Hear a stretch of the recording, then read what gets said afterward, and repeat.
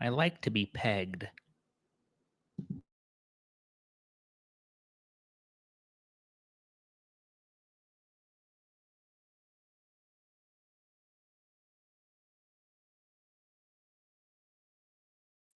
Good thing only 4 people heard that.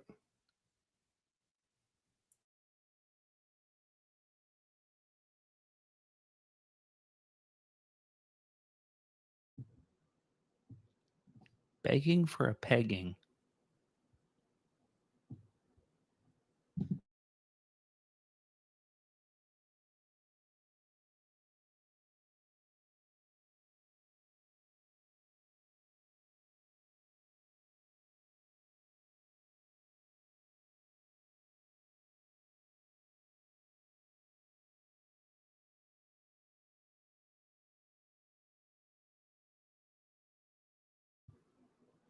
Start the show.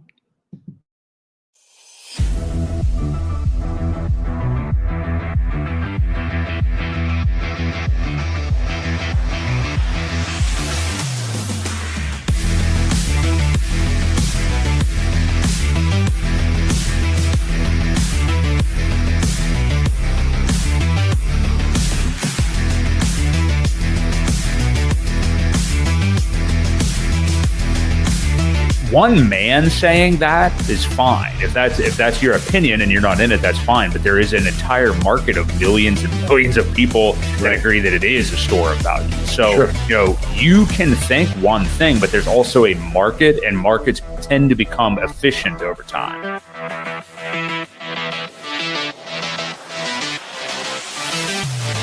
We do know that you will always get paid in Hex on a daily basis. And that is truly the miracle that we call Hex, because it is trustless interest, trustless yield. Nothing will stop that contract from running.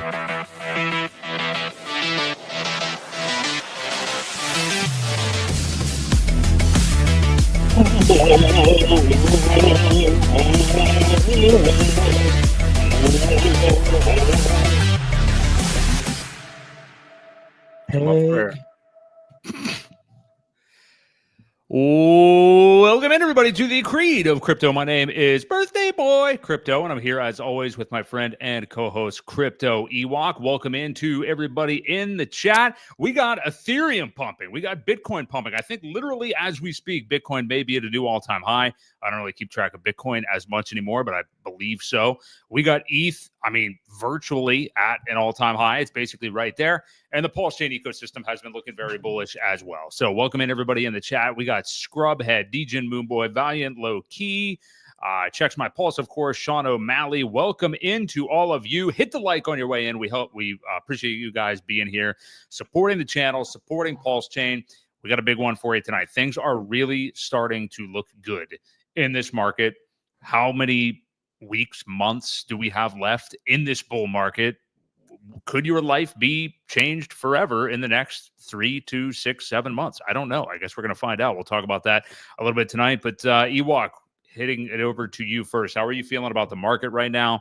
Just everything going on.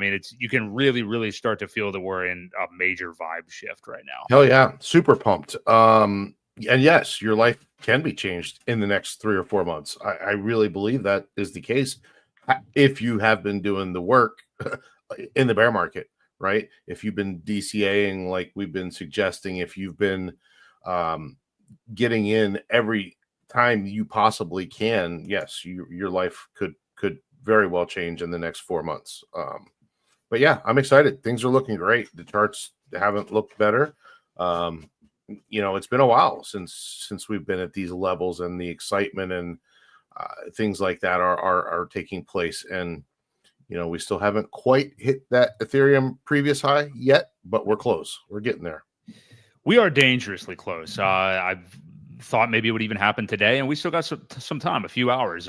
We'll just go there first. We got BTC right now at literally almost $123,000 on the dot, which I mean, correct me if I'm wrong. We'll look at it in the chart, but I'm pretty sure we're at a new high. I think we've been at that 122K area before, but yeah, there we go. I mean, it's looking like we are literally as we go on the air right now. We have ETH at 47.44. I mean, it's literally $140 away from an all-time high. 48.80 was about the all-time high for ETH last cycle. So we're there. We're whatever, triple topping it at this point, and we'll see if we can break on through to the other side here with Ethereum. Right. But Bitcoin looking uber strong. Yeah, I mean, this week, since the weekend, basically, things have just been looking amazing. Like we're in a new paradigm here. We'll get to the Ethereum versus BTC thing here, but that gap is being closed a little bit as far as that ratio goes. But just looking at Bitcoin, here we go. New all-time highs. Where do you think we go in the next few months, Ewok? And again, I mean, we talk about like what we think this cycle will do in terms of when it could wrap up. Where are you in terms of that now? Because we're starting to see things turn on a dime. I've talked about 2026 a lot. A lot of people have, at least for the couple months into 2026. But maybe we get hockey stick type moves here. Maybe things get crazy in the next 3 months. So, yeah, what do you think? Yeah. Well, so the previous all-time high or current all-time high for Bitcoin is on or happened on July 14th, and that was 123,231 according to Coinbase anyway. I'm sure it was a little different on every exchange. So we're still about 100 or so out from there. We're at 123,136, where it was 123,231. So we are flirting very closely with it. I could see a little bit of resistance here against this previous high. I mean, you can see that the candle wicked up. The high so far today has been 123,150. So hasn't gone to that all-time high before that happened back in July, but we are flirting with disaster. Well, it's not really disaster, but we're flirting with that price anyway. So yeah, it's looking good. Like I said, I think we're going to meet a little resistance. People have their orders set there. Again, one of those numbers that I had talked about in the past. Right now, it did kind of blow right through 120. Like there at 120, there wasn't much resistance, maybe a little bit back here, but it got through it pretty easily, I would say. Mm-hmm. I had suspected that some of these levels, 125, 130, every 5,000, you're probably going to meet a little resistance unless just major buys come in and it blows right through it. Problem is that when it does pull back, a lot of times it will go back to those levels and refill them before it goes higher. That's just historically what it's done. And even in a bear market, if it doesn't retrace back to a level like that, sometimes it will pull back to that level, before, again, it always seems to make a stop and fill those CME gaps is what they're called. Right. So yeah, again, I think everything's lining up perfectly. Where could it be in a month or two? Well, I mean, I could easily see us at 150 by the end of October. I don't think that's really that far off. So that's kind of where I'm anticipating it, unless there's a big correction. Obviously, if it goes like it's been historically going up, the corrections really haven't been that major. So, they will cool off a little bit. Anytime it runs up, it seems to cool off sideways, have a little down, and then boom, go. This one came right back to this 50 moving average. It's touched it a couple times. This is the only one that it really broke through that moving average. So, as this goes up as well. But don't forget, it could pull back just to check that line and then move higher. So, keep an eye out for that. Looking at Ethereum, yeah, we are. So I drew a line here on the previous all-time high, about 48.82 or something like that. And we are really closing in on that number as well. So all in all, looking good. Let's check out the ratio real quick. BTC ratio, we are almost at 0.04. Yep. Closing in on that number quickly. It seems like those 0.03s really trucked on right through those. It took what, when we hit the 0.03 here this last time, it looks like August 3rd. So 10 days to get from 0.03 to 0.04. That is really heating up for sure. So you do have the cross here on the daily on the chart that sent it back July 27th. So again, you can definitely see that the momentum has shifted. This is looking good. Again, we don't want it to get too overheated because it will require some sort of pullback and correction, some consolidation. If it keeps running too hard like this, that's my fear. And you are so right about the Ethereum to BTC ratio. I mean, we've done over a 2x off the low of that at this point. So yeah, when it recovered, it definitely recovered. And again, yes, shout out DMB. Appreciate the super chat, man. Thank you for the birthday wishes. Much appreciated. Birthday isn't actually today, but it's within the week, I will say. But yeah, it's insane. Like, we've sat here and it's not like we've gotten to where we ultimately want to get yet or where we think we will get, but we've sat here we've done this show for almost 4 years now, September of 2021. And it's been down only since we started our show. I mean, we were another show born out of the bull market, basically. And, we've been here really the whole way. And we've been talking about this kind of a move out of nowhere, neck break speed, hockey stick type move this whole time, about how it can eventually happen. Now, it's happening way later than anybody expected, really. I mean, this cycle has not behaved at all like 2021.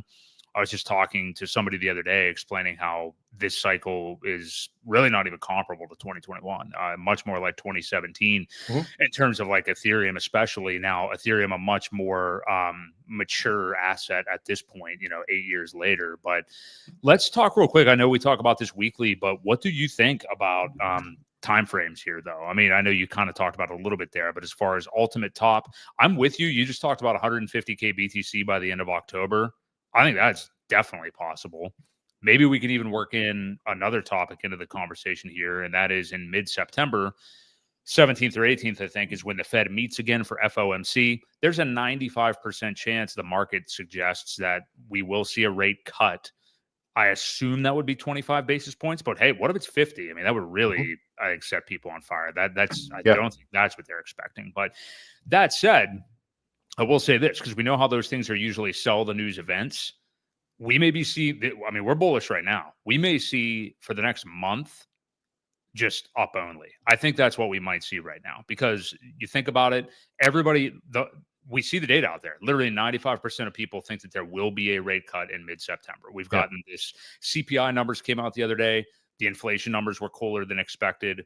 No one really believes that bullshit anyway, but the numbers were better than expected. And Powell is totally up against a wall at this point to cut interest rates with the CPI and then that horrible labor report that they got. Yeah. Which Powell himself it's not just Trump. Powell himself was talking about how amazing the labor numbers were going to be, and they were trash. So I think they're definitely cutting rates. And that, as I'm working this out with you live on air, I feel like we're going to see up only until then. I think we're probably going to see, I mean, to say an Ethereum all-time high by then, I mean, it could happen tonight, literally. So, we are that close. And I honestly think, that is what so how things always get priced in. Almost always people front run it, and that's what happens. And that's what we're, I think, seeing now is they realize that it is a 95% chance of a reduction.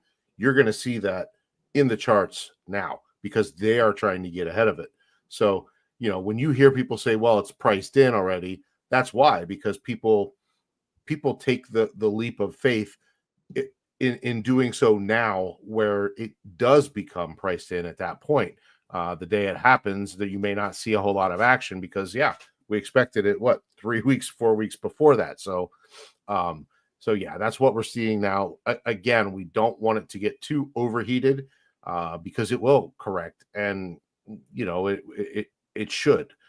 It's never healthy to do the hockey style charts that you sometimes see, because they will come back down just as hard as they went back up when the buys can't keep supporting that action, right? I mean, if the price runs away too quickly, people miss out on it. they're not going to buy. So it stops going up. And then when it stops going up, people are like, oh, maybe that was the end. And then they start to sell. So that's why it will come back down as quickly as it goes up. And that's something that you really don't want, right? You want a nice, steady increase with some pullbacks, some consolidation patterns, and then have it run up and then consolidate a little bit where everybody's comfortable with that price.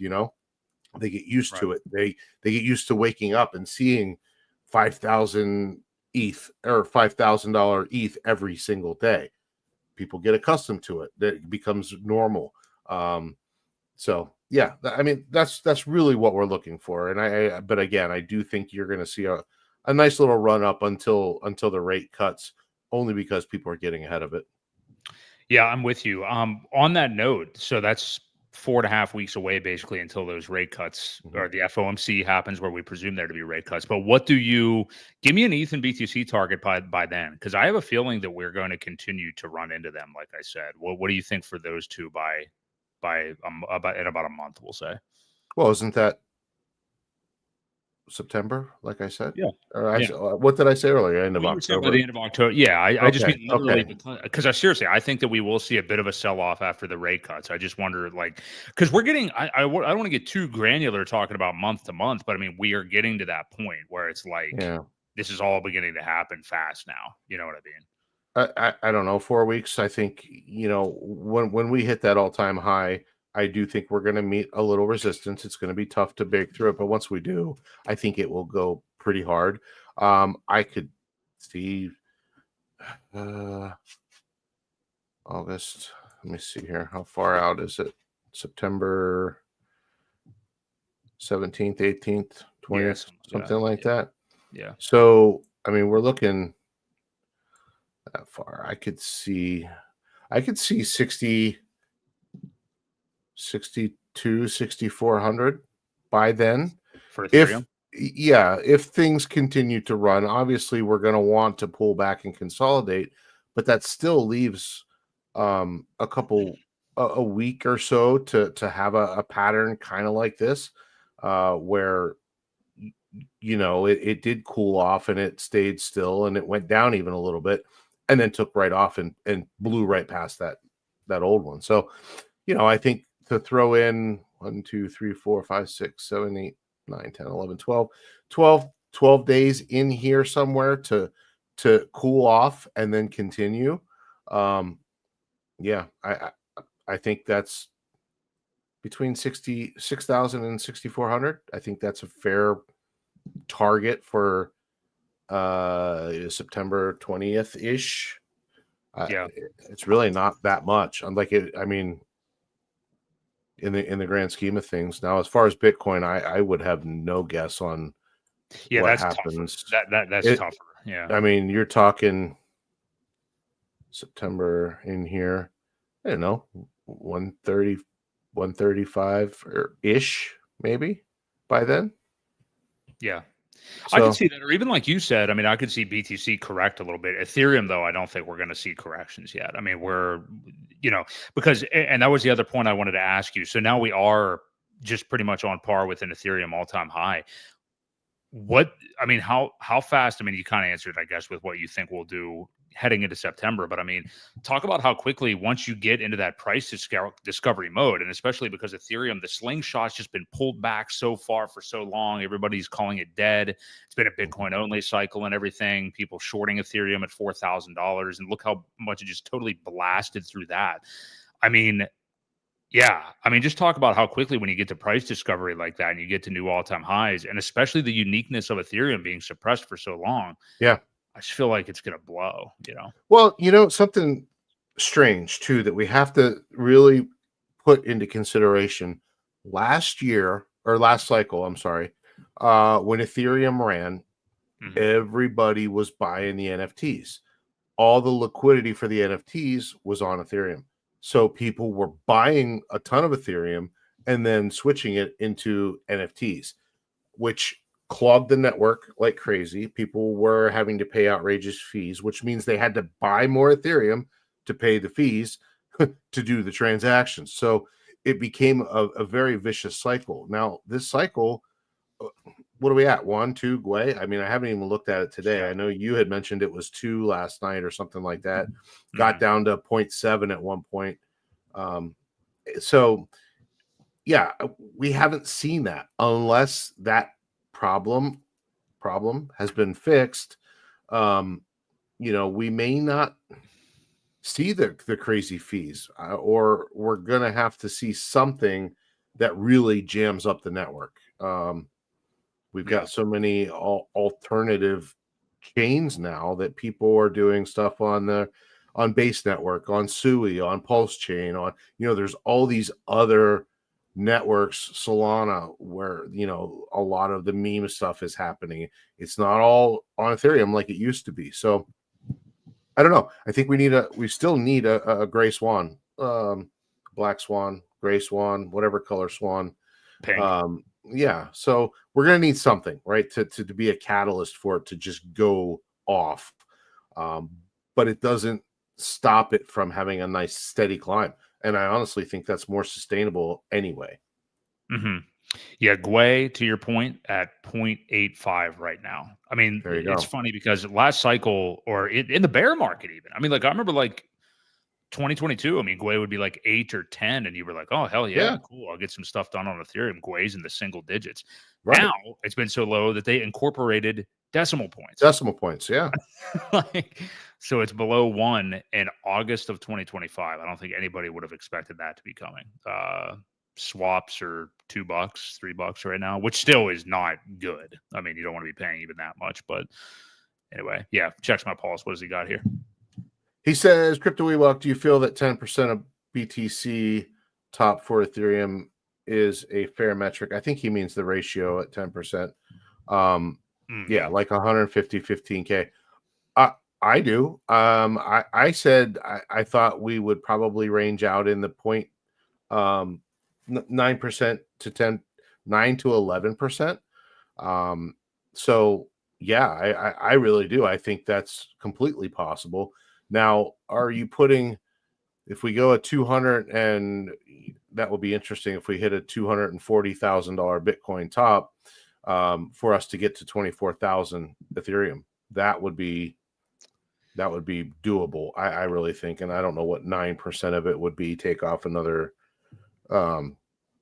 24, it would be like, to still be over 20,000, I think, at 9% if we hit that. So yeah, I mean, I think that's fair. It's a good ratio. If you look, so let's take a look at that ratio, and where I think I've hit this before, of where that ratio was in a previous it was back in the 2017 cycle, I believe, is when we were at that 10 ratio, which I personally, I just feel like that'd be so much to recover still this cycle. It would be awesome, but yeah.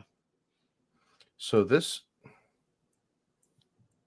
is, where is this? This was June of 17 was the highest at 0.15, so 15%. Yeah, that looks like the highest the ratio ever got. Again, that was 2017 in June 13th ish, which is interesting that it was on that day when the top was not until December. But either way, so when you look into December, at the end of December, Bitcoin really ran, right? That's when this ratio went, it took a dump, right, as Bitcoin topped out. So don't be surprised if the ratio, leads the top of the cycle. We could see a higher ratio as Ethereum moves up, and then Bitcoin pulls away, and then it did correct. Don't get me wrong here. For the month of December all the way to February, it made a hell of a comeback. It went from 0.02. This is crazy. I never realized this, that the ratio went all the way down to 0.02 at the beginning of December, and went all the way back up to 11%, 0.11 in February 7th. Wow. That's quite the recovery and quite the dip. I mean, this was the whole way though, from June to December, but then from December to February, very beginning of February, it made that kind of recovery, which is just interesting to think about. I never really looked at that, how that recovered like that and took off. That is an insane move and puts things into perspective. I mean, again, that was when Ethereum was far newer than it is now. So I don't know. We're not going to get that big of a move that quickly, but we did just do over a 2x from the low in terms of the ETH BTC ratio over a couple months. So, yeah, I mean, I think we're going to see more drastic moves. I don't know if we get to that 10%. It would be amazing if we did. But yeah, anything over, I mean, you get a 20K Ethereum this cycle, nobody is complaining. I mean, and if you are, what's wrong with you? That's how I would feel anyway. So very strange. Very, very strange. Do you have any final? No, I'm just looking. I'm looking at these numbers and looking how the price actually relates to the ratio chart. Just interesting. Yeah. No, I'm good. Cool. All right. So, yes, that is where we are at with Bitcoin and ETH. Things are looking amazing. And honestly, a great time to look back at past cycles, I think, too, to see, gain some perspective. So awesome stuff. If you guys are here and enjoying the show so far, do us a favor, hit the like button. We appreciate you being here. I'm seeing stuff in the chat about, this person scammed me. This person's a scam. I've read the comments. I don't know shit about anything you guys are talking about. I don't even know what that is. So, yeah, we'll have to look into that later, but not ignoring you, just don't know anything about it. So definitely not going to talk about it without knowing anything. So, anyway, let's move to the PulseChain prices for now. My thoughts are usually that I, don't span out too far by the main tokens and don't mess with anything else, but that's just me.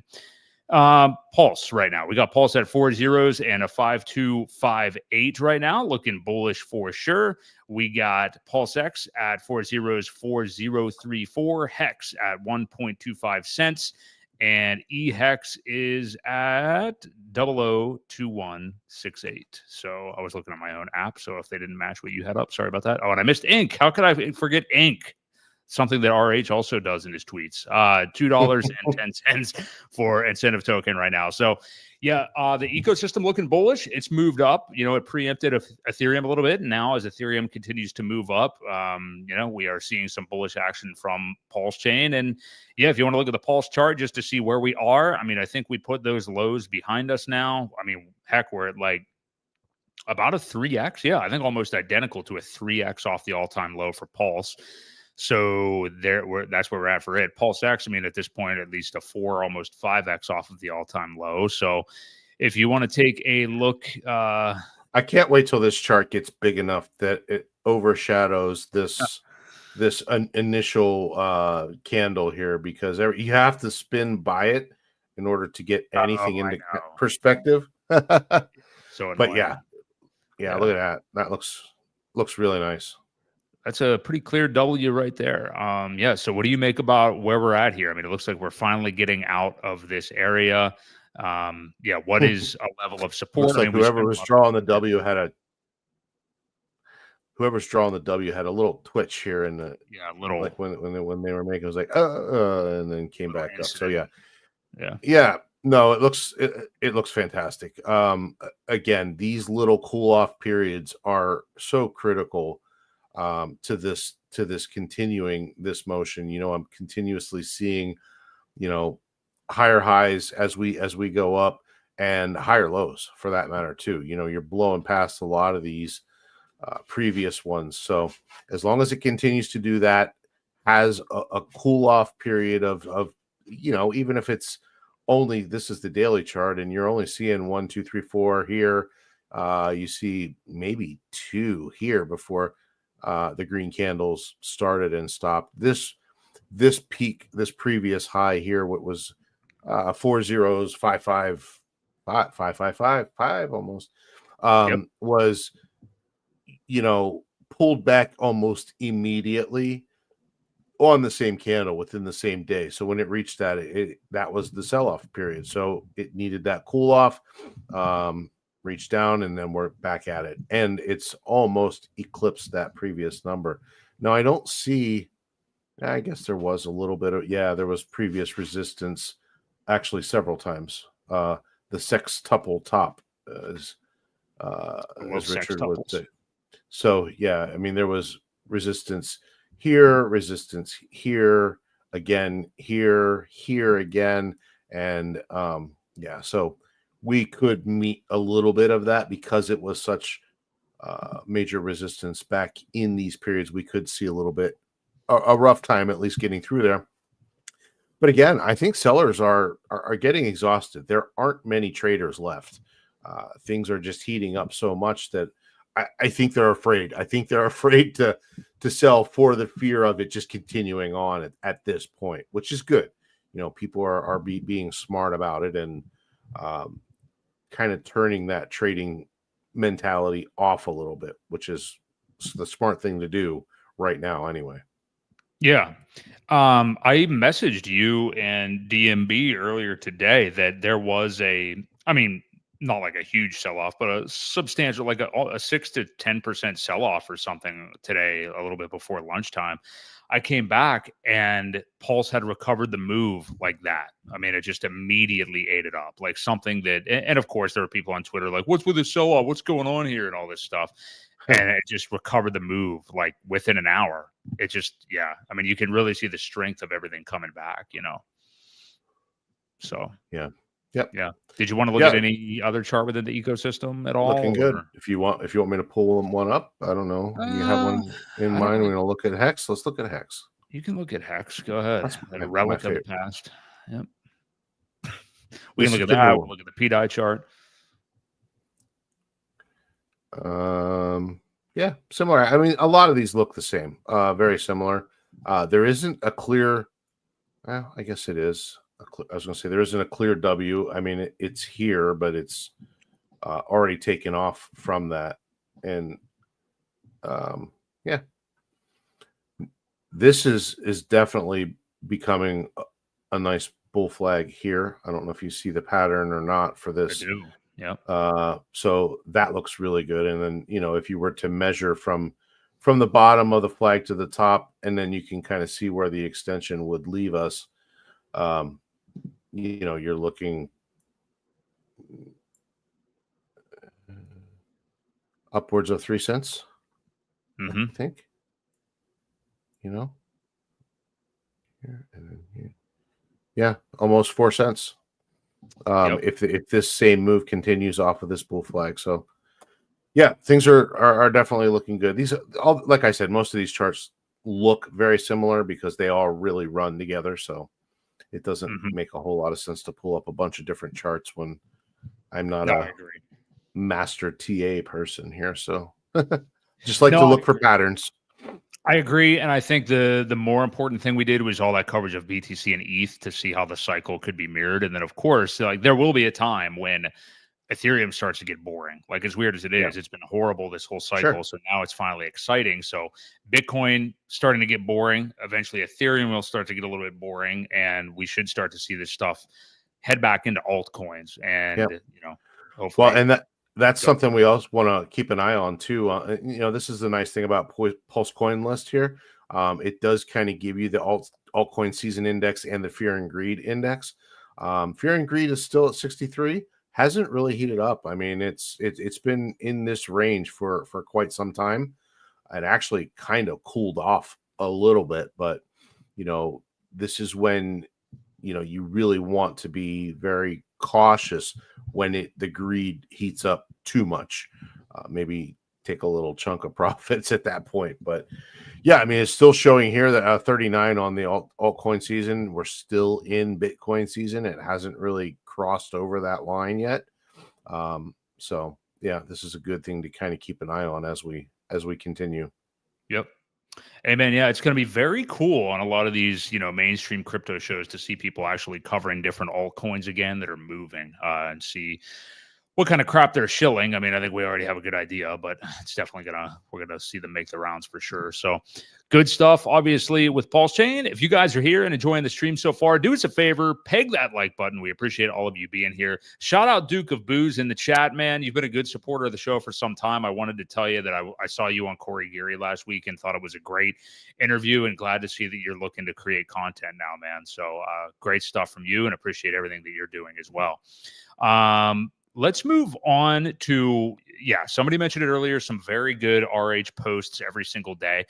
I want to tackle kind of the most important ones first. So first, if you want to go and see Ewok, because I sent you not only his post about the type of vans, apparently, that'll be like, transporting these, whatever they are, Kindles or Amazon Fire Sticks or whatever these things are that are being delivered in the US for PulseChain marketing. But he had tweeted about that. And then we actually saw this account, which I thought was interesting. I saw Wild SJ reposted this from RS Griffin. I don't know who this person and or entity is, really. Maybe you can help fill me in. You're kind of the logistics guy.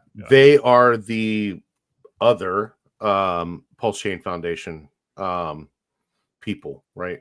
So I do believe they've changed it now, because they didn't even want to deal with the other person who was arguing who was first and who was the better PulseChain Foundation. They switched it to the RS Griffin Foundation, but it is the same person that originally set up the PulseChain Foundation that was actually doing work. So okay. Anyway, that's who it is. All right, cool. Well, they say the van will transport marketing, and this is quoting Richard Hart's tweet. It'll transport marketing materials from our office warehouse, where, thanks to an anonymous donor, we will print the address labels and apply them ourselves. Once a batch are labeled, we will fill the van and take the packages to what's BMEU? Do you know that? No. Bowel Movement Europe? Okay. Thought it was a European bowel movement. This process will repeat as long as it takes to get as many of these distributed across the USA. So there you go. And Richard's tweet originally had said, any of you fine folks have a cargo van, transit van, or similar you want to donate to a 501c3 charity, I think it's a tax write-off. I think he knows that. I hear it will be used to transport free electronic devices and marketing for the blockchain. So there you go. So we have more of this stuff being hooked up. We're getting closer and closer to seeing these materials delivered in the US. I'm really excited to see what they are. I'm sure we're going to see it all over Twitter as soon as they're starting to be delivered. I'm sure we're going to see from people. And again, we talk about this every week. Somebody made this erroneous date of August 23rd out there that, that's when they're going to arrive. That's when we'll start to see them first deliver. I don't think there's any truth to that, but I think it's safe to say this month they're going to be hitting U.S. soil and maybe start to be delivered later this month. So what do you make of all this?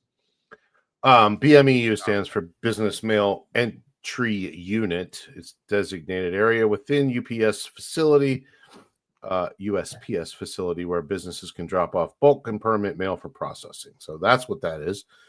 Well, I mean, there's not much to make of it other than it's nice that somebody has anonymous donor has stepped in and provided the van. It's good to see this get going. I mean, I'm just more curious as to what it really is. And I do believe, as Richard had mentioned, that it was a 501c3 charity, so it is most likely, and if it's in your jurisdiction, a tax write-off. It's great. I don't know if you saw the video of somebody had made of it, kind of taking off like the Back to the Future car. That was pretty cool. It had the PulseChain logo on the side. RH reposted it, actually. I was digging that. Duke of Boost, thank you for the $10. We appreciate it. Appreciate you, man. Thank you very much. Looking forward to your content. Good job on the show as well. I wanted to commend you as well. I didn't want to interrupt though. Good stuff. So it's exciting. It's good to see it finally get moving. Again, this is the first of at least two that we know of, containers, possibly three, headed to the United States. And once these guys get in a rhythm, that's the cool thing about shipping, right? Is once you get into a rhythm, things pick up speed. You got to work the kinks out at first, figure out what processes are taking too long, and maybe kind of revamp those a little bit. Once they get the whole process ironed out, though, I can see these hitting a pretty nice level of mailing these out and hitting, some pretty good targets here pretty quickly. I think so too. Yeah, I think once they hit the US, I don't think we're going to be waiting all that long. And you would think, I mean, definitely, I would think all through September you're going to start to see these things delivered everywhere. So, comment here from Hash. Let's see what he says. Do you think the adverts will work to a great degree, considering we're already in a bull and crypto needs much more than this? That's a good question. How do I put this? Like, I feel. Look, Richard Hart knows more than we do, obviously. I mean, he's smarter. I don't think that actually, to me, that's not a surprising thing to say, but a lot of people that invest in PulseChain feel that they're much smarter than Richard Hart over the last few years because of the $3,900 Ethereum buy, the postcards, this guy living in 1955 or something, all that shit. But to your point, though, no, I mean, I think Ethereum going up is number one. I mean, the marketing is great. The mind of RH is great. And the devs and all that stuff is all great. But I mean, like, if Ethereum wasn't going up, none of this would do anything. You know what I mean? Something else we have to think about too is retail isn't here yet, guys. This is all people in crypto that have been in crypto. You're getting very few new people on these runs. It's institutional money. It's people that have been here. It's people that have been sitting on the sidelines. Very, very little of what you're seeing right now is new people and retail. That hasn't happened yet. I'm not hearing taxi drivers say, "Hey, did you hear about Dogecoin?" Or anything like that. We're not there yet. So yes, I do think these will work, even though yes, we're in a bull market. Again, this hasn't even gotten to that bubble portion of things where retail starts to get in and everyone's going crazy and buying pictures of rocks and stupid shit like that. So yeah, we haven't gotten that far yet. So I really think the timing couldn't be better. So just my opinion. And that's the entire point, to your point and to Hash's question. Like, the marketing is happening now as an icing on the cake. So if Ethereum going up and the money printing cycle and all thing, if that's the cake and it's 85% of everything, that's why this is happening now. I mean, this I'm sure this was planned for years. I'm sure a lot of this was already in the work for years, but you're not going to do it in 2023 because no one's going to give a shit. I mean, nothing's going up, So so I get it, Hash. I don't think you're discounting the marketing. But yeah, you have to put it in its proper perspective, and it's launching to have the best effect that it can at this time, I think. So, yeah. Good stuff, though. Yeah, good stuff. I don't know if there's anything else on that. Yeah, more postcards for sure. Yeah. So that is where we're at with that stuff. That is good for sure. Maybe moving on to another RH post that we've had. Let's talk about this one. Let's go to the Block Explorer post. So this was from Sunday. He started to talk about the Ethereum Block Explorer, how much you have to pay to play ball, basically, with their Block Explorer, and trying to gain ideas for PulseChain Block Explorers, which has been really one of the big things that people have clamored about and pushed for and criticized from this blockchain for a while now. So this was from Sunday. RH said, I hear Etherscan charges $2 million a year to support a chain, and when they discover more work to do, they probably charge more. Because PulseChain is a fully stateful fork of Ethereum. It has 10 years of transactions to index and display, vastly more than new empty chains. And for the $2 million or more a year, your users will be advertised to other chains and be shown ads. And Ethereum users will never see your chain because you'll be shown alongside 35 other chains in a tiny little box that nobody clicks. Maybe with the extra work, they do it for $4 million a year, LOL. Why don't you give them a ring and ask? But then you got to ask yourself, why aren't they paying you to advertise trash to your people? I think no ads is pretty cool and protects people from scams. Here's the tiny ass little box that nobody clicks. So do you think what all do you think he's saying here? Like obviously that you have to pay to play with Ethereum, Yeah. but is he actually also like sticking up for the fact that PulseChain's had, a poverty looking level explorer and we have had other people come along and build ones, one of which I know you've touted a lot that is great, but yeah, what do you make of this?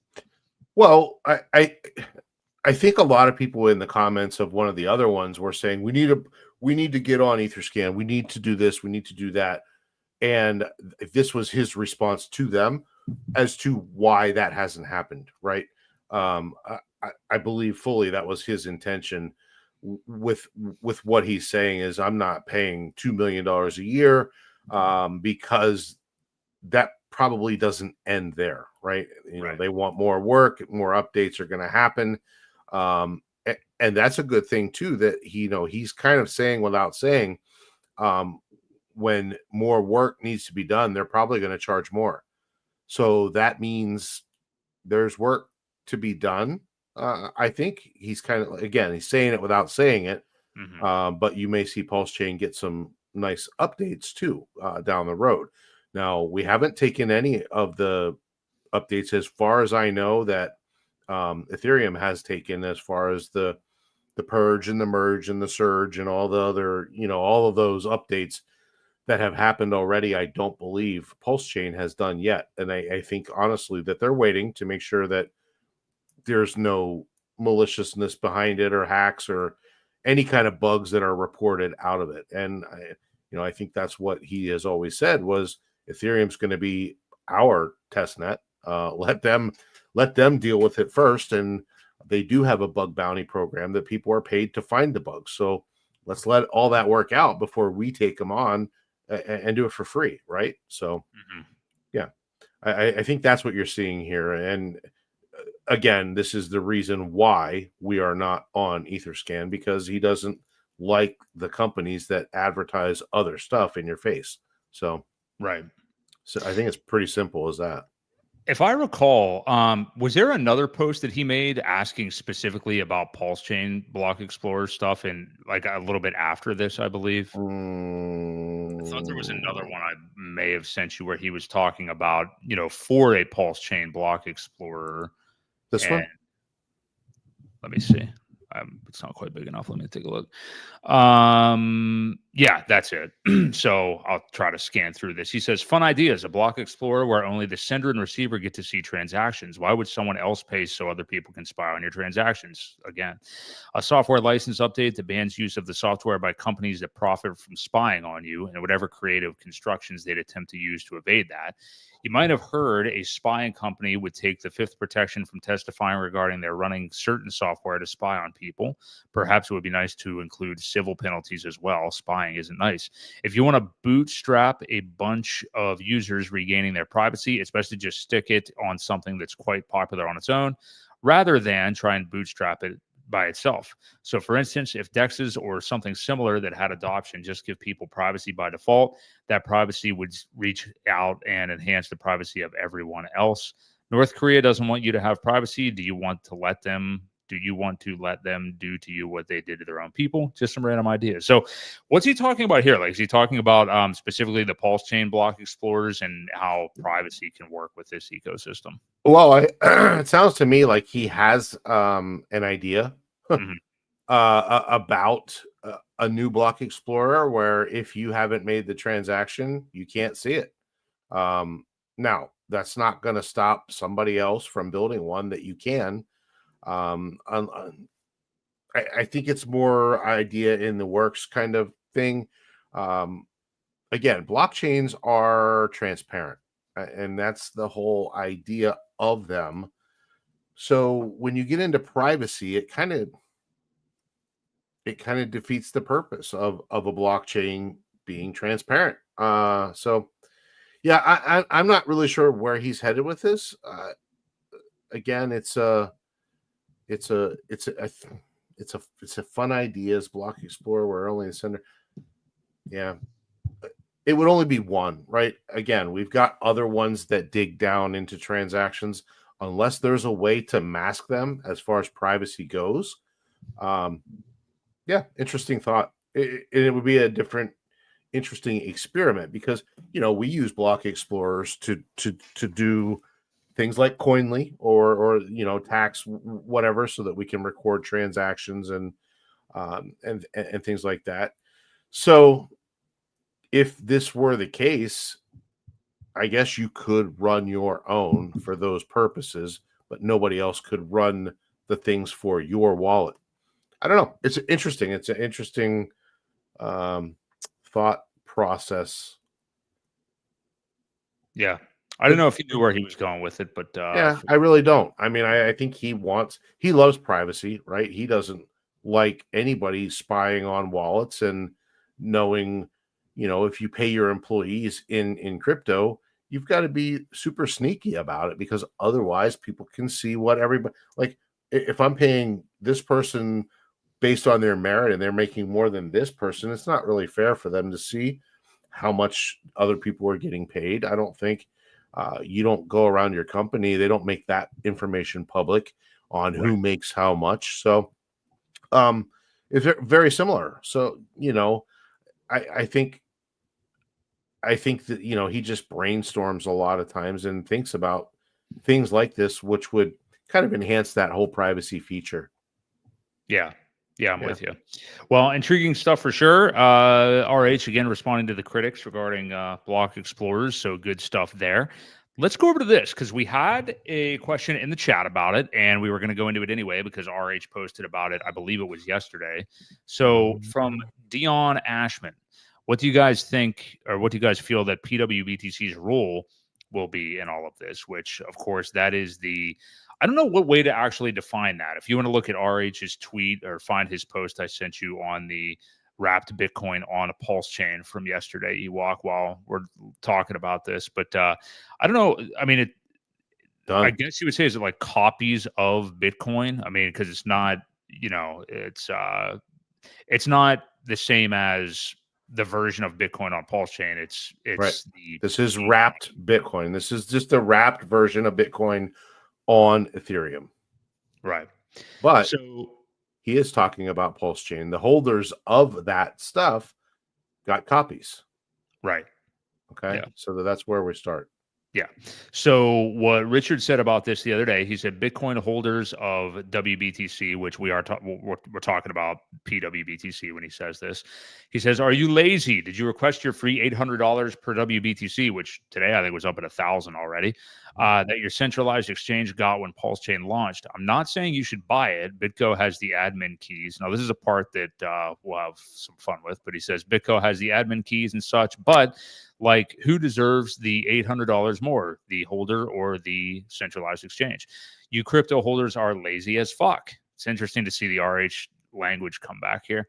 You don't even bother to ask the exchange for your free money. What have you done to get exchanges to support PulseChain so they can give you your free money to dump? So he's telling them to dump it. Don't you like free money? Lazy. It's Ethereum code. There's nothing easier to integrate. Go bother the exchanges to get your free money. So interesting. Now, of course, people that are pumped about PWBTC, whether you're heavily invested in it or just have a lottery ticket or something like that, are like, oh, hey, I mean, regardless of what he's saying, at least he's posting about this. Kind of like the tirade he went on about PDI months ago, with like 30 some tweets over a couple of days or something like that. But you had a thought on it, Ewok, and then it was funny because one of the top comments in response to this echoed exactly what you had said to me whenever you were interpreting this. So is this a big bullish thing for PWBTC, or what's Richard's real intent with this post? I don't think it's bullish at all for Pulse Wrap Bitcoin. I think this, I'm going to share this and give Nick Hellerman credit for it. And he said, Hellman. You got to pronounce it Hellman mayonnaise. Nick Hellman, sorry. He said, this isn't a shill for Pulse Wrapped Bitcoin. This isn't the shill for PulseChain. This is a shill for airdrop participants to start demanding their tokens, which in turn would force many centralized exchanges to add PulseChain support to their platform. This then makes it very easy for centralized exchanges to want to support PulseChain based assets with listings as they can monetize that volume. Now, this would be big exposure for PulseChain and expedite. I don't know, whatever. I think he meant expedite onboarding. Yeah. So this was my original thought. The second I saw that, I'm like, he wants everybody that had wrapped Bitcoin to go and say, I want my money. I think there's a lot of things that happened whenever, way back when, let's back up to when Bitcoin forked and went into Bitcoin Cash, right? Yeah. There was such an uproar for Coinbase to list it. And immediately they said, okay, we've got to support it. All these people have this money over there. And I think Richard's probably initial marketing of the world's largest airdrop was for this exact reason. Once we get some value on that chain and these things start to become worth something, people are going to start demanding that they get their money. What better support could you get then from these centralized exchanges than for them to turn the PulseChain stuff on so that the people have access to the money that's theirs? I think it's kind of a genius move. If you look forward, right? Now, again, the stuff has to have some sort of value for it to work, because otherwise people aren't going to say, man, you need to turn this on so I can have my 38 cents. That doesn't work. However, once these tokens and things like that start to gain traction and gain some volume, it will be important. And there could be thousands of dollars. Then, going back to what he said, people could trade it or do whatever with it, what they want, but that's volume on their exchange. So why not cash out on it? They don't have to supply any real market making anything. They don't have to provide liquidity really, because I think it'll hit the markets pretty quickly. There will be people that sell it immediately, which in turn will put liquidity out there. There will be people buying, there'll be people selling. So again, I think it's a win-win for the centralized exchanges when it's pretty easy flip of the switch. Yes, they would have to sync the chain. But again, they've already got the history of Ethereum from the fork. So it wouldn't be that hard. It wouldn't be that hard to work. So. Do you want to answer Christopher Torres's question here? But if we go to a SEX, don't we lose the privacy? Meaning, since we are no longer subject to the SEC, then it defeats the purpose, or is it about liquidity and volume? We are no longer subject to SEC. I don't know. I mean, I'm not sure entirely what he means there, but the SEC thing, I mean, regardless of whether Pulse was listed on a centralized exchange or not, there's nothing that can be done at this point. They've already determined them not securities. So we are good there. It doesn't matter where they get listed at this point, Christopher. If anything, which I think this is also incredibly highly doubtful, but if anything, it would be Coinbase, the SEC having a beef with Coinbase that they're selling securities or something, but they've already labeled PulseChain not a security. The whole, the way that PulseChain was initially funded with the sacrifice was totally all fine. A judge has already signed off on, so none of that will matter. It's really just a liquidity thing and volume. I do want to clear this kind of up. I don't know that I've really ever fudded the Pulse wrapped Bitcoin. I don't have any. I didn't buy any. That's FUD. That's FUD right there. What are you doing? No, it's not. I never said anybody not to buy it. It is a very rare thing. For all the Bitcoin that exists out there, the only wrapped Bitcoin, or only the wrapped Bitcoin that was there at the time of the fork got the Pulse wrapped Bitcoin, which made it even more rare. And then, how many people actually claimed it, or how many of those holders have done anything with it on PulseChain. So the number continues to get lower and lower. I don't really have a problem with the pulse wrap Bitcoin because nobody can create anymore. There's absolutely no way to create anymore. That was not the case with PDI. So that's where the problem started with me. I don't have an issue with pulse wrap Bitcoin at all. And I mean, I hope it rockets and it does exactly what Richard's talking about here and makes people complain and say, we want our money. I think that would be ideal. What better way to get centralized listings, right? Than for people to say, listen, we've got money there and you're holding it hostage. We want access to it. So, well, I know if it were me, I would definitely want a token that's $900 when, the other version of it is $123,000 right now. We're 136x away from parity for PWBTC. So I think that's a good reason for people to be well, I'm not going to say that, but I own it. I've thrown in multiple lottery I bought it at $80 in 2023. So that was kind of a nice little move. But PWBTC and PDI, I mean, regardless of the couple things you said there, I mean, they're going to kind of, I think, move together. I mean, there's a lot of liquidity between those two, and I think we're going to see those, kind of move in tandem. But I do love that RH has posted about it and for people to claim their tokens. I mean, like you said, hey, it's $900. It's been as high as what I think, if I can remember, almost $3,000 back when it was pumping pretty hardcore a while back. So I'm intrigued by it. I think that people will eventually come for it. And hey, this could mean too. I mean, this means that there's probably room to run for this thing too. I mean, he's talking about $800. Again, it's been 3x higher than that already.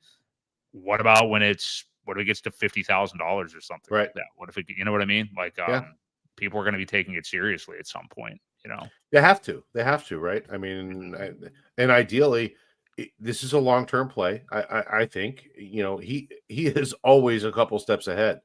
And to say that he didn't think about that down the road, once these things got some value, he's like, people are going to be wanting their money.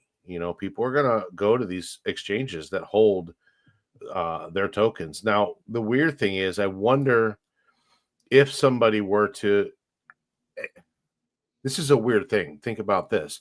Mm-hmm. At the time of the fork, whatever you basically held on that exchange, you got a copy of, right? Not everybody holds things on exchange for long. Some people do, some people don't. But I wonder if that person then withdraws their stuff and no longer has that wallet anymore. I mean, I know centralized exchanges keep track probably, but it would be interesting to see if they close their account or they're no longer on that exchange or whatever it may be down the road. These guys are going to make out too. Unclaimed money. So something to think about. Again, I don't know what rights they have to it. Right. It's a centralized exchange. So it's really not in your possession. It's in theirs. And that's one of the things why we've always said, don't keep money there. And it's not a good idea for reasons like this. If you get an airdrop, you're not getting it, first of all.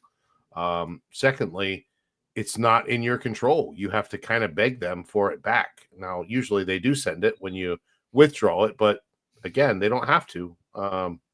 It's in their wallet, not yours. Yeah. Yep. Very good point.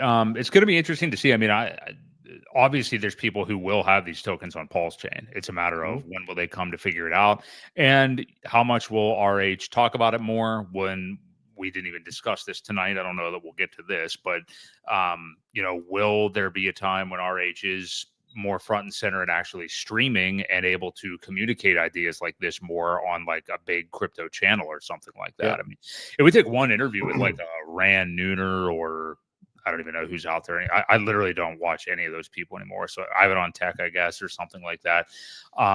We take one interview like that where he breaks that down, where you could get the attention of some people who have a lot on PulseChain that they don't even know about. You know what I mean? Yep. So, but I think he wants to increase that number first, right? Let's get it have some value and make it worthwhile. Right. It hits harder that way. So definitely. I am with you. So good stuff there. Sounds like Ewok is all in on PWBTC. You heard what he said. So that is that. Let's go over to Do you want to cover the Better Bank thing? I don't know anything still, and if you feel like that you're I able to, haven't heard much about it, and I just okay. I don't know. I don't really want to. I don't want to get into I it. haven't looked into it enough to mention it enough to push it. Right.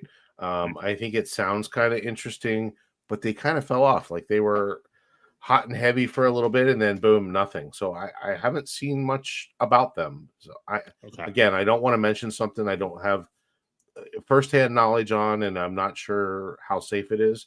I don't know what their audits provided and that, so I'd rather not. Let's do this then. And this was something you sent to me late, but something that I think, we've covered a lot of wallet security stuff, things like that over the last few weeks, especially as we're heading, into the bull market, getting serious out there and understanding how your crypto wallet works and how it can work with hex stakes that you've already maybe created. You and I have talked about this again recently, but I think it's good to revisit too. So you had just this post there. I don't know what conversation it was taking place in, but somebody here, and I said to you, I'm not making fun of this person at all. I mean, they could be newer to No, crypto, but I said to you, I still can't believe that people don't understand this sometimes. But within a thread, somebody, so people talk about like, oh, Rabby Wallet rugged the PulseChain community and stuff. I mean, what they did was support a way for you to view what tokens you have on PulseChain, and then they quit it. They basically got rid of a default PulseChain RPC, which is incredibly inconvenient and makes their yeah, layout shitty, honestly, and makes me want to use like Internet Money Wallet. But that doesn't mean that you can't access your coins. It just means they're very hard to see. And MetaMask has done the same thing, which is why you and I both have started to use Internet Money Wallet finally for my sake. But Cali Crypto Pulse here well, replying. let's read what Joshua said first, Yeah. because this is what started it. So let's get So Joshua Wu says, "You have no idea what's coming. I just got off the phone and I just found out." I'm just kidding. Rabby is worthless in comparison. Made debank DeFi and Rabby IO go bankrupt. The game is changing for PulseChain soon. I mean, I agree. I mean, Rabby Wallet is. yeah. I didn't even like using it even when it did integrate PulseChain. But Cali Crypto Paul says, except I have long-term hex stakes that I did with my Rabby wallet, which he's upset about. And then there is a reply that says, it's okay. New things coming. Your wallet is your seed phrase. I mean, obviously he's not totally breaking down the answer for him here, Right. but what does Blackthorn say? Well, forget it. We'll just talk about what the answer to this question is because, Well, okay, go ahead. I just want people to understand this, because and the reason I do is because I had a coworker reach out to me and say, "Hey, my old computer died. I need to reinstall MetaMask." And I said, "No, you don't." I said, "Let's do something a little bit better because MetaMask is a headache. You really don't know fully what you're doing. I can help you walk through this a little bit." Well, as far as importing contract addresses and Really all of that don't good know stuff. fully what you're doing. It's Well, just funny. no, I mean, I was being nice about it, and he kind of laughed when I Yeah. said that, Yeah. because before when I had helped him, we were in person, right? So he created the wallet, did everything. I was sitting right there with him. Now, he's in a different state, and I just said this is going to be much easier. Let's do Internet Money Wallet so that everything's there. You flip a switch between the two networks. You don't have to enter the RPC. You don't have to enter anything. You've got hex stakes on there. Let's just do this. And he said, but I don't. He said something very similar. He's like, but I was on MetaMask. Is this going to work? So this is the reason why I wanted to bring it up to people, because there are some new people out there that watch that may be afraid to ask questions or say anything. But the key to all of this is having your seed phrase and backing up your seed phrase. You can open any wallet, whether it be Internet Money, whether it be Rabby, whether it be OKC wallet, whether it be Pulse wallet. I mean, there's any of them using your seed phrase, right? The idea is Internet Money was born and bred on PulseChain, so it's designed to support it specifically. And now with their latest update that they've done, where it connects to just about anything, whether it be Wallet Connect, whether it be you have to kind of spoof it to think it's MetaMask. What's the other one? DApp? No, I forget what it. There's 3 different ways that different decentralized applications work, and how you connect to them, and it supports now all 3, which is fantastic. So it will work with any of the PulseChain apps that are out there, no matter how they work. So I just wanted people to understand that, and to know that just because they created something on MetaMask doesn't mean you have to stay with it. Just be very, very careful when entering your seed phrase. This is the only time that you ever want to enter your seed phrase online. And even this is rather risky to do. I mean, there is some security threat by re-entering your seed phrase on another device rather than just writing them down. But again, you almost have to get them into another wallet. So there's really no way around it. Right. But yeah, so. But yeah, as far as that stakes, remember, and you're a guy, you walk much like many of you guys when Hex was first launched. I mean, you made a lot of long-term Hex stakes, likely from like hot wallets or not cold storage wallets that you may have used like one interface. Now you're using another one. It's all up to whatever the seed phrase is that you made that stake. So you can recover all those stakes. You can use it. These wallets are just interfaces. They're just digital interfaces that you connect to, like you said, a DApp, wherever you made a smart contract interaction or wherever you would like to trade your tokens. They're still there unless you did put your seed phrase somewhere publicly and somebody was able to just load your wallet and do whatever they wanted with your tokens. But it's just an interface. That's all it is. And yeah, I was going to bring that up from Christopher Torres. I'm pretty sure you can. Yeah, you definitely can, because I do it. You can incorporate your hardware wallet with Internet Money Wallet. I know it can be a little bit confusing, because especially if you're new to the interface, because it actually was for me too whenever I first switched over to it. But there is a spot to do it. I'd have to have it in front of me to show you right now. But let me tell you this is exactly what I did. I highly recommend it. Brother KG, the creator of the Internet Money Wallet, has easy 10, 15-minute tutorials. Literally just go right to YouTube and type in Internet Money Wallet, hardware wallet or something. Yep. There's a KG video. It's like 15 minutes. The beginning of it is him saying, I think it's labeled like, how do I go from Rabby wallet to Internet Money or whatever. It also says in there how to set up your hardware wallet in it. So there's a couple of different videos, and actually they're on the Internet Money page as well on X. If you go to their page and scroll down a little bit, there's a series of different ones connecting different things. One's hardware wallet, one's connecting to go.hex.com, one's connecting to a wallet connect site. So they're all of those are on there, the tutorials. But yes, they're probably cataloged a little bit better and easier to find on YouTube. Yeah. So highly recommend it. Now that Ewok was aboard the Internet Money Wallet train before I was, but now that I am, I mean, especially for PulseChain, I mean, it has support for pretty much all PulseChain tokens that you would want to see, really. You can see all of them. And that's a big problem. I mean, like we talked about Rabby, but MetaMask will not even list PulseX now. Like if you go in there, literally not even PulseX. So if you are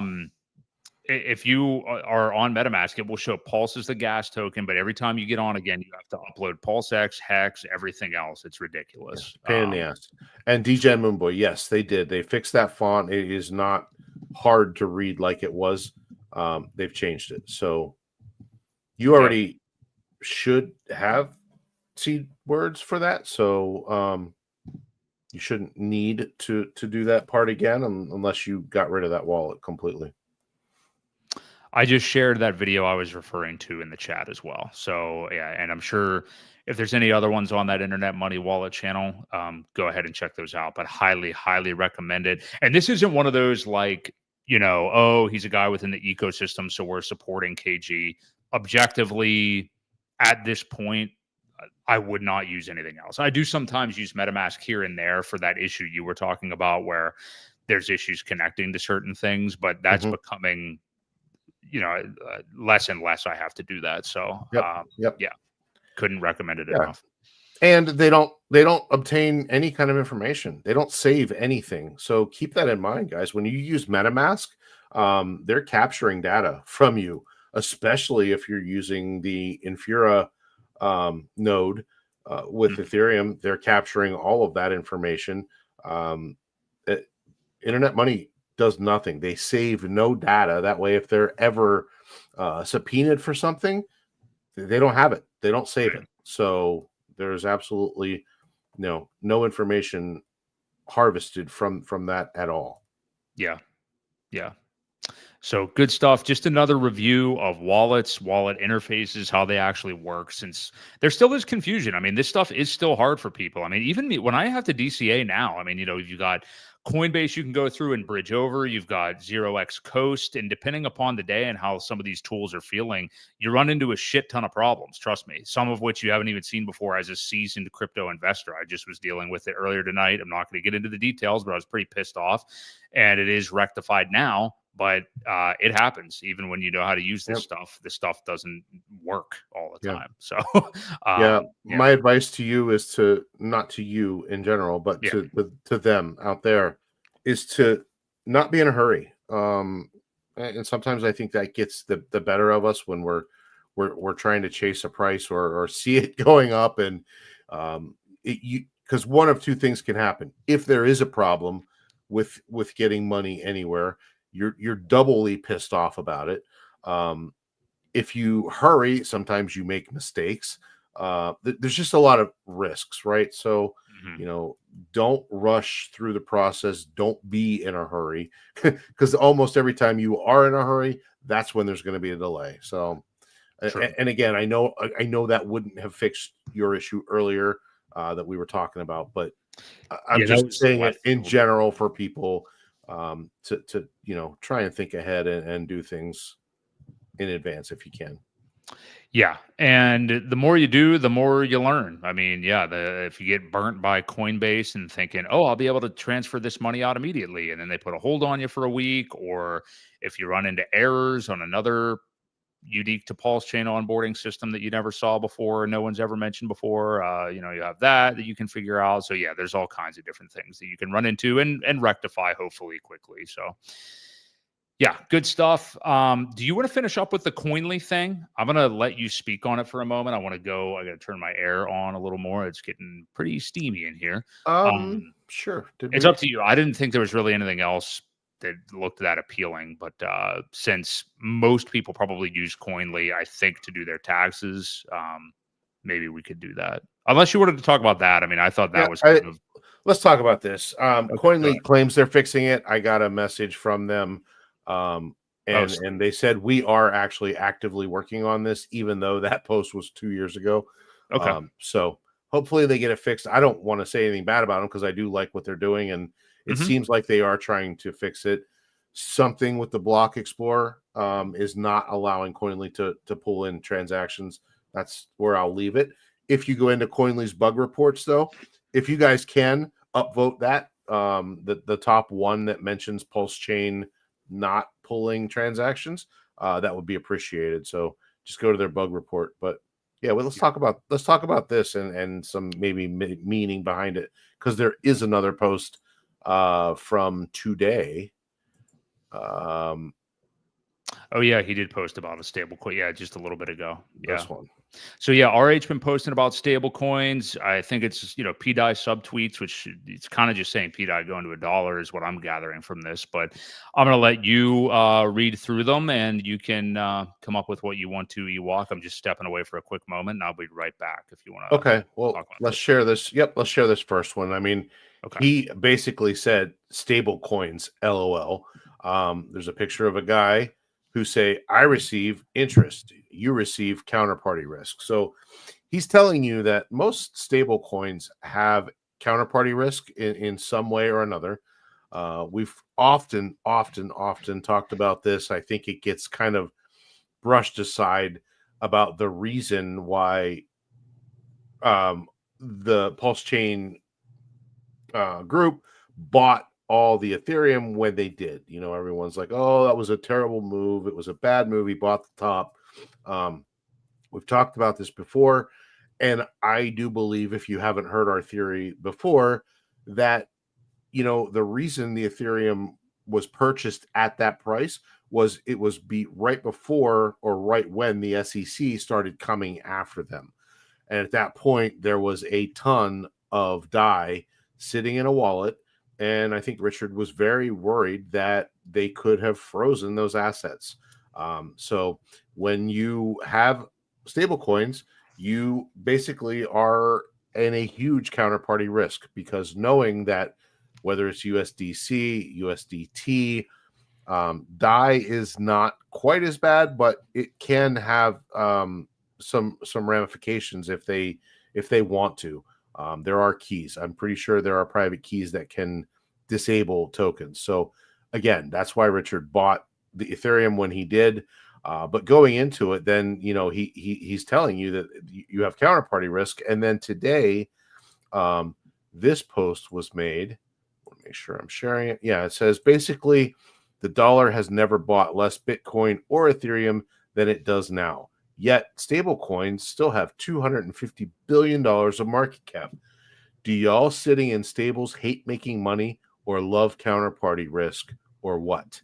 I think he's warning everybody to say, hey, get out of stablecoins, get your stuff in, because unless you've got a problem with making money, not sure what you're doing, you'd rather have counterparty risk than the chart going up. So I just thought that was quite interesting how he's, letting people know that there are $250 billion out there of market cap in stables. Imagine what that would do to these, any of them, right? So it is curious if people are even still in them at this point. I mean, like, if there's not any, what clearer signal do you need, that there's a big return coming here? I mean, it's weird that people are still sitting in them, but that's kind of how people operate, as we've got Bitcoin literally like just about to hit another all-time high, and ETH edging so close to 4,800 right now.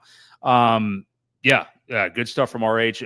Again, I mean, obviously, I think this is a, PDI to peg by December tweet, is what he's referring to here. But Brizology in the chat, let's go. Briz coming back on the show now that we are in the bull market. Appreciate you being here, man. Yeah, so things looking awesome. Do you have any final thoughts for anything from Richard on the stablecoin stuff, though? I don't think so. Yeah, I don't. I know you're joking about the PDI thing, and I it has nothing to do with PDI. In fact, he talks about stablecoins having counterparty risk. So I mean, he's warning you against all of them. He's not. So PDI would be one of those. Kind of begs the question, what do you do? And I don't want to get into this topic. I would love to right now, but I got stuff I got to do in a few minutes, as do you, I know. But begs the question, what do you take profits into in a few months? You know what I mean? I mean, I know all he's saying is that there's counterparty risk, but I guess you could always spread the wealth. You could go into DAI, which I think is probably the, maybe the P version of it, but you could go into DAI, you could go into USDC, which is worse. You go into Tether, which is probably worse yet. And then there's also the idea of going into Bitcoin, which some people do. But of course, there's probably going to be downside for it as well. So it is a conundrum. It is something where if you go into those stable coins, you could kind of try to quickly offboard them using something like 0x Coast and get your money into Old Glory Bank. Once you go into stables, maybe try to bridge over to Ethereum and get them onto Coinbase or whatever you want. There's a lot of ways. I mean, this is still, we're this far into crypto's existence, and we are still having these conversations about these things being difficult, which is a blessing and a curse, because it's also how these kind of gains can be made. You know what I mean? Yep. So for sure. We're going to talk more about the profit-taking stuff, though, as the months go on, I have a feeling. Well, yeah, sure, we will. And the different ways and the different risks. I mean, I think he's saying, so I think what he's saying is, obviously we know there is counterparty risk, but why take that at this point in the game, right? Yeah. Now, at the top, it's probably worth the counterparty risk to be sitting there and not devalue your portfolio. Then it's worth it. But right now, is it worth it? I think that's kind of where this statement is headed. And, hey, let's make some money. There's $250 billion out there that can be injected into these markets and make everybody some money. Why not do it, right? There is a time and a place for counterparty risk. We never like to have it if we can avoid it, but again, at the top of the market, it's almost worth it at that point. So just keep that in mind. That's true. It's all a balancing act with any of these things. So yeah, good stuff. Great show. I think we'll wrap it up there. Appreciate all of you guys being here tonight. You can feel the bull market energy. I mean, we are definitely in a new vibe right now. We got a lot of things going on. We have ETH literally later tonight, could possibly hit an all-time high. Go ahead. Oh, I'm just reading Bristology's. I didn't see this post, but I don't know. I know he hates PDI, and the fact that I mentioned it probably means he blocked me. I'm not sure, but I didn't see any of that, but no idea. I really don't care, to be honest, but yeah, I don't know. Did you know anything about this? No. Okay. I did see the pink train thing. I thought that GIF was pretty cool. He just posted something 41 minutes ago. I saw that, but I don't know. I don't see. I'm not interested in the PDI debate from any angle. Honestly, I could care less. No, whatever. Okay. All good. Yeah, we're wrapping it up anyway. Some people believe, some people don't. I really don't care. But appreciate all you guys being here. Briz, thank you for being here. DMB, Real Billionaire Boys, Duke of Booze. I'm having trouble remembering. Viper Styles, a lot of people in the chat tonight. It's Christopher Torres. I don't remember you from before, but you had a lot of good stuff tonight. So I appreciate you. Mr. Chinks checks my pulse. A lot of you guys, and I'm sorry if I'm forgetting anybody, but we, as a reminder, will not be here next week. I will be in the depths of the woods, which will be a fun little getaway. Ewok, you will be on the Hex conference with RH Max next week, correct? Yes, sir. Yes, sir. That's awesome. So we will look forward to that. Didn't even mention, I completely forgot, the PulseChain conference that I think is Maddie, starts like Friday. Is that true, or did I make that up? I had seen something, but I didn't get a date and time. I'm sorry. Okay. I think it is Friday, I believe. So I'm sure some of you guys in the chat are aware of that. So we got conferences out the ass. We have so many things happening with the ecosystem. And Ethereum's going up, Bitcoin's going up, everything's great. And let's hope it lasts as long as it possibly can. We shall see. But appreciate all you guys. We will be back Wednesday, August the 27th. Maybe we'll get to talk a little bit before then. Again, check out Ewok on RH Max's conference, and I'm sure a lot of other people will be there too. Shout out RH Max as well. So for Crypto Ewok, this has been Birthday Boy Crypto. We appreciate you guys. See you in 2 weeks right here on the Creed of Crypto. See ya.